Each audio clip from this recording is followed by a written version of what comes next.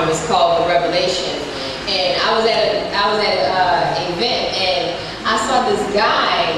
He was staring at me when I was walking past, and I thought, he's mesmerized. And the Holy Spirit on the inside of me spoke to me and said, he doesn't even know what he's looking at.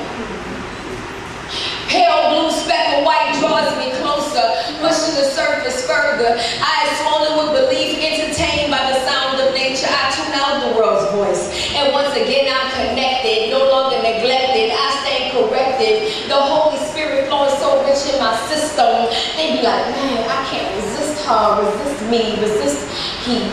See, all this time you thought you were stuck on me, but really you were stuck on he. Because he is in me and he is in we. And in accepting he, you gain his new eternity.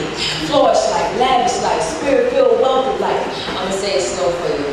Blessed be the believer of the Redeemer, making you the receiver of achievements of leaders. You no longer see me, you see he.